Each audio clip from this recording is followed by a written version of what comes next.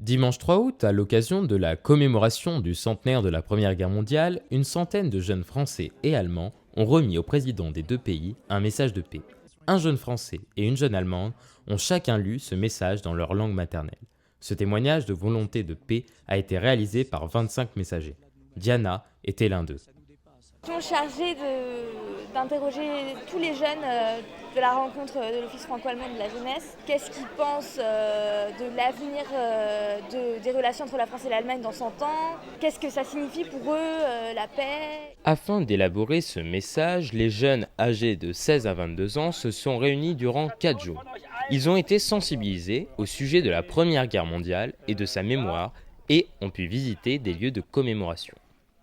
C'est très important pour nous que de recevoir donc des jeunes Français, des jeunes Allemands et notamment nous souhaitons transmettre un message d'amitié, d'abord franco-allemande et de paix européenne et mondiale. Ces jeunes ont exprimé en parallèle leur ressenti lors d'ateliers artistiques tels que le graffiti. Es war eine irgendwie spannende, aber zugleich auch ein bisschen erschütternde Atmosphäre.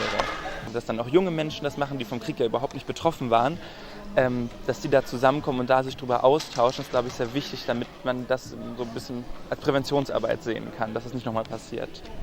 Une discussion a été menée entre deux historiens et les jeunes franco-allemands permettant d'approfondir leur notion de mémoire et prendre conscience de sa fragilité.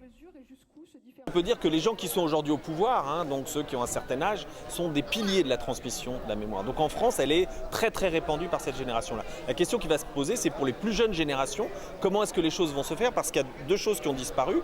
Il y a d'abord la présence des anciens soldats, le dernier est mort en 2008, et d'autre part, il y a aussi la proximité familiale. Quand c'était le grand-père ou l'arrière-grand-père, c'était assez facile d'avoir une sensibilité à 14-18. Aujourd'hui, c'est un peu différent. En ce moment, il y a une sorte de retrouvailles au niveau des familles qui, les sentant venus et tout l'intérêt des médias venus, commencent à se souvenir de leurs ancêtres. On fouille pour trouver des lettres de soldats, on en retrouve, on pose des questions, mais ça reste tout à fait au niveau familial et individuel. Après une rencontre pleine d'émotions avec les présidents, les jeunes ont présenté dimanche le fruit de leurs réflexions.